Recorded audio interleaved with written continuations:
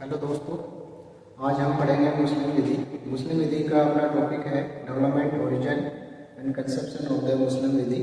मुस्लिम विधि जो है एलएलबी और बीएलएलबी दोनों कोर्सेज में चलती है। मुस्लिम विधि के इस टॉपिक की हम बात करें तो मुस्लिम विधि का अगर हम बैकग्राउंड की भी अगर बात करते हैं तो मुस्लिम विधि कहाँ से आई है ना, सबसे पहले क्वेश्चन ये आता है। तो मुस्लिम विधि की हम बात करें तो मोहम्मद साहब से पहले, पैगंबर मोहम्मद साहब से पहले जब उनका जन्म हुआ था 570 ईस्वी में, तो उससे पहले मुस्लिम लोगों का इतिहास क्या था तो उसके बारे में थोड़ी सी चर्चा करेंगे, फिर हम अपने टॉपिक पे आगे बढ़ेंगे।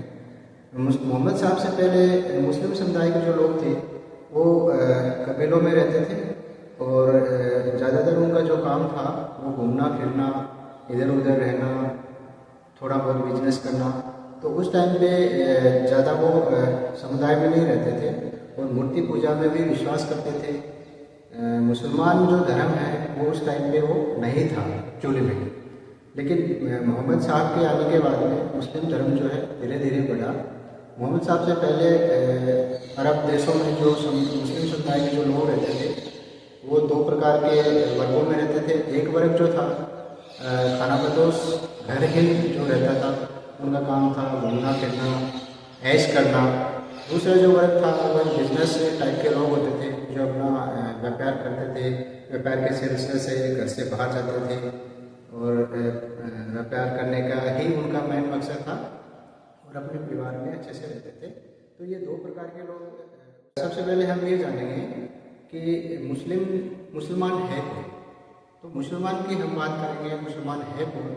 तो मुसलमान वह आदमी है जो कुरान को मानता है, या फिर हम ये बोल सकते हैं कि मुसलमान वो लोग हैं जो ये 5 प्रकार के कर्तव्य करते हैं या फिर उनकी ड्यूटीज हैं जो मोहम्मद साहब ने उनको दी है। हजरत मोहम्मद पैगंबर साहब जो कुरान में उन्होंने जो उपदेश दिए हैं, उन्होंने ये कहा है कि पक्का मुसलमान वही आदमी है जो ये 5 प्रकार के कर्तव्य पूरे। मुसलमान कौन है? मुसलमान वो लोग हैं जो उनमें जो अपने धार्मिक कर्तव्य जो उनको 5 कर्तव्य बताए गए हैं, वो कर्तव्य जो अपनी ईमानदारी से वो निभाते हैं। तो उनका जो पहला जो कर्तव्य है वो है तौहीद में पूर्ण विश्वास। तौहीद में पूर्ण विश्वास का मतलब ये हो गया कि वो मुसलमान जो कुरान को मानता है, कुरान में विश्वास रखता है, या जो मोहम्मद पैगंबर साहब को मानता है, कलमे पढ़ता है। मोहम्मद पैगंबर साहब का जो ऐसे था कि भाई मुझे जो है संदेश, देवी संदेश प्राप्त होते हैं। और तौहीद में पूर्ण विश्वास की अगर हम बात करें तो अल्लाह में विश्वास मोहम्मद साहब ने। अब हम मुस्लिम विधि के उद्भव की हम बात करें तो मुस्लिम विधि के उद्भव से पहले हम मोहम्मद साहब के बारे में थोड़ी सी बात करना चाहेंगे।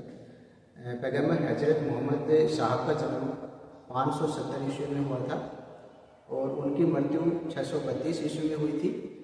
मोहम्मद साहब के पिता का नाम अब्दुल्ला था और माता जी का नाम आमिना था। मोहम्मद साहब की एक पत्नी थी जो विधवा से मोहम्मद साहब की शादी हुई थी, जिनका नाम था जहीदा। मोहम्मद साहब के पिता जो जन्म से पूर्व ही उनकी मृत्यु हो गई थी। माता जी का, मोहम्मद साहब की माता का देहावसान 5 साल के बाद में हुआ था। उसके बाद में मोहम्मद साहब के जो दादा थे उन्होंने उनका जो है भरण पोषण किया, लालन पालन किया। उनके दादा की मृत्यु के बाद में मोहम्मद साहब के जो चाचा थे उन्होंने उनका भरण पोषण किया। तो मोहम्मद साहब का जो जीवन है वो मतलब काफ़ी संकट से गुजरा है। पैगंबर मोहम्मद साहब शुरू से ही एक शांत प्रवृत्ति के आदमी थे, एकांत उनको पसंद था, इसलिए वो कहीं कहीं जंगलों में जाते रहते थे, एकांत में रहना पसंद करते थे। तो मोहम्मद साहब एक हीरा नामक गुफा थी, उसके अंदर बैठे थे। तो 609 ईस्वी में उनको सबसे पहले एक दैवीय संदेश प्राप्त हुआ था और जो दैवीय संदेश प्राप्त हुआ था वो एक देवदूत के द्वारा प्राप्त हुआ था। उनका नाम था जिब्राइल। जिब्राइल जो देवदूत थे उन्होंने उनको पहला संदेश दिया। तो मोहम्मद साहब ने अपने जो अनुयायी थे उनको बोला कि भाई मुझे जो है अल्लाह से, भगवान से एक संदेश प्राप्त हुए हैं। तो उन्होंने अपने अनुयायियों से लिखवाना शुरू कर दिया। मोहम्मद साहब पढ़े लिखे नहीं थे, इसलिए उनके अनुयायी जो भी संदेश मोहम्मद साहब उनको बताते थे वो कहीं ना कहीं लिखवा देते थे। जैसे दीवार पे लिखवा दिया, चट्टान पे लिखवा दिया, पत्थरों पे लिखवा दिया, पेड़ों की पत्तियों पे लिखवा दिया, हड्डियों पे लिखवा दिया। कहीं भी जो भी जगह मिलती थी वहीं पे वो उनको लिखवाते चले गए और ऐसे करते करते ये उनको संदेश मिलते गए और वो आगे बढ़ते चले गए। अब मोहम्मद साहब की मृत्यु के बाद में 632 ईस्वी में जब उनकी मृत्यु हुई तो उसके बाद में मोहम्मद साहब की मृत्यु के बाद में ही अगर हम ये कहें मुस्लिम विधि की शुरुआत हुई है। मोहम्मद साहब की मृत्यु के बाद में मोहम्मद साहब के जो अनुयायी थे, उनके जो ब्लड रिलेशन में थे, उनमें आपस में लड़ाई झगड़ा होने लग गया कि मैं हम मोहम्मद साहब के उत्तराधिकारी बनेंगे। लेकिन इसका सॉल्यूशन आगे जाके निकला। मोहम्मद साहब के जो ब्लड रिलेशन में थे, मोहम्मद साहब का चचेरा भाई अली जिसका नाम था, उनकी शादी मोहम्मद साहब की पुत्री फतेमा के साथ हुई। तो मोहम्मद साहब का जो प्रथम उत्तराधिकारी खलीफा बना, जो शिया शाखा से बना। मोहम्मद साहब की मृत्यु के बाद में 2 शाखा बनी, शिया और सुन्नी शाखा। तो शिया शाखा का प्रथम खलीफा मोहम्मद साहब की पुत्री फातिमा, उनका पति जो मोहम्मद साहब का चचेरा भाई था अली बना। सुन्नी शाखा में जो प्रथम खलीफा बना वो मुस्लिम मोहम्मद साहब की सबसे छोटी पत्नी आयशा थी। उनके पिता अबू बकर को निर्वाचन के आधार पर प्रथम खलीफा बनाया गया। उन्होंने कम से कम 10 संभाला। दूसरा जो खलीफा बना वो हजरत उमर बने। उसके बाद में तीसरा जो खलीफा बना हजरत उस्मान बने। हजरत उस्मान तीसरे जो खलीफा बने थे, हम उनको ये कह सकते हैं कि कुरान के वो जनक थे। हजरत उस्मान ने मोहम्मद साहब की मृत्यु के बाद में जितना भी मोहम्मद साहब ने लिखवाया था उन सब को कलेक्ट किया और कलेक्ट करने के बाद में एक कुरान का रूप दिया। और कुरान में उन्होंने जो भी थोड़ा बहुत मॉडिफाई करके कुरान का रूप उन्होंने दिया। कुरान का आविष्कार होने के बाद में या कुरान बनने के बाद में मुस्लिम धर्म का धीरे धीरे प्रचार हुआ। शिया शाखा ने अपने तरीके से प्रचार किया, अपनी विचार पत्तियों को वो मुस्लिम धर्मों में लेके आए और सुन्नी शाखा वाले अपने विचार पत्ती को लेके आए। शिया शाखा की हम बात करें तो शिया शाखा में 3 प्रकार की विचार पत्ती हुई थी। पहली जो विचार पत्ती थी वो इस्ना अशारिया थी। उसमें भी जो उप पद्धति थी वो अकबरी और उसूली। शिया शाखा में दूसरी जो विचार पत्ती थी वो थी इस्माइलिया विचार पत्ती। उसमें भी दो उप पत्ती हुई, बोहरा और खोजा। शिया शाखा में तीसरी जो विचार पत्ती हुई वो थी जैदिया। सुन्नी शाखा में 4 प्रकार की विचार पत्ती हुई है, या फिर हम उनको school of the Muslim law भी कह सकते हैं।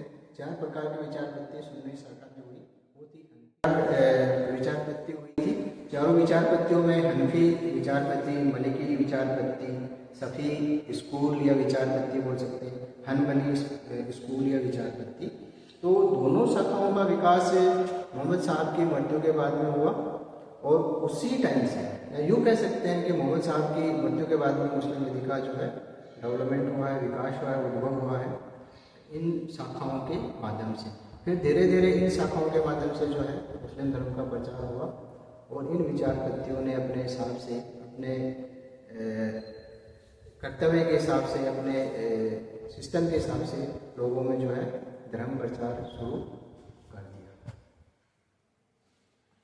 पूरा मुस्लिम विधि के विकास की अगर हम बात करें तो मुस्लिम विधि के विकास जो हुआ था वो 4 पार्टों में हुआ था। मुस्लिम विधि का पहला जो पार्ट है वो मुस्लिम विधि का विकास किस प्रकार से हुआ था, तो पहला जो पार्ट है वो कुरान के आदेशों का काल है।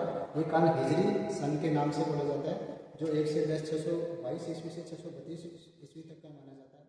वो दैवीय संदेश प्राप्त हुए थे और उनकी मृत्यु के बाद में जब कुरान बनी और कुरान के जो भी उपदेश थे, जो भी मोहम्मद साहब ने उपदेश प्राप्त किए थे, कुरान में लिखवाए थे, या फिर कुरान का जो मोहम्मद। तो अब हम मुस्लिम विधि के विकास की बात करें तो मुस्लिम विधि का विकास कुछ चरणों में हुआ था। तकरीबन 5 चरणों में उनका विकास हुआ था। पहला जो विकास हुआ था वो पहला जो चरण है वो कुरान के आदेशों का काल था और यह काल हिजरी सन 622 ईस्वी से 632 ईस्वी तक का है। मक्का से हिजरा का पलायन के समय सन 2200 ईस्वी से मुसलमान युग का आरंभ होता है। क्योंकि मोहम्मद साहब ने अपने अनुयायियों को इकट्ठा करके मक्का वालों को बदर की लड़ाई सन 623 ईस्वी से पराजित किया। उसके बाद में सफलता के 10 वर्ष हिजरी सन 1 से 10 तक का समय आरंभ हो गया। दूसरा जो मुस्लिम विधि का विकास हुआ था वो सोनाना काल कहा जाता है। यह काल हिजरी सन 10 से 40 तक रहा था। मोहम्मद साहब के मृत्यु के बाद में उनके 4 उत्तराधिकारियों ने, जो खलीफा राशिदीन यानी न्यायशील खलीफा कहलाते हैं, पैगंबर साहब के समान ही मुस्लिम साम्राज्य का शासन चलाया था। पैगंबर मोहम्मद के विचार और आदर्श वाले अशहाब साथियों की एक मंत्रणा समिति इन खलीफाओं की सक्रियता रही है। ठीक है। तीसरा जो चरण है मुस्लिम विधि के विकास का वो है सैद्धांतिक अध्ययन और संग्रह का कार्य। इस टाइम पीरियड को ये बोला जाता है कि जब मोहम्मद साहब की मृत्यु के बाद में उन्होंने जो भी लिखते छोड़ के चले गए, उनको कलेक्ट किया गया था और कलेक्ट करने के बाद में उन पे शोध किया गया कि ये मोहम्मद साहब ने लिखा है क्या, ये सही लिखा है क्या, उन्होंने क्या क्या लिखा है। तो उन पे जो पूरा शोध सिद्धांतिक तौर पे अध्ययन करने के बाद में ये काल आया। ये सन जो है ये काल जो है सन 661 से 900 ईस्वी तक का रहा है।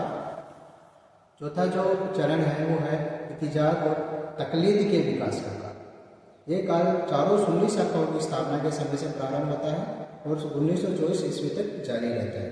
4 बड़े इमामों अबू हनीफा, मलिक, इब्न अनास, अशफी और इब्न हनबल के बाद मुस्लिम विधि के विधिवेताओं ने निर्वाचन की प्रक्रिया को जारी रखा और इस काल में इतिहास इंडिपेंडेंट इंटरप्रिटेशन की प्रक्रिया को जारी रखा। पांचवा जो काल है वो 1924 ईस्वी से वर्तमान समय तक का चल रहा है, जिसमें अपन जुडिशियल डिसीजन भी हम मान सकते हैं।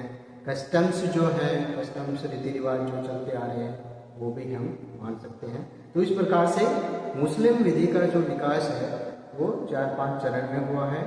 मुस्लिम विधि का उद्भव मोहम्मद साहब की तेज संदेश प्राप्त होने से माना जाएगा। तो आज का अपना टॉपिक हम यहीं ख़त्म करते हैं। आगे हम नया टॉपिक लेके फिर से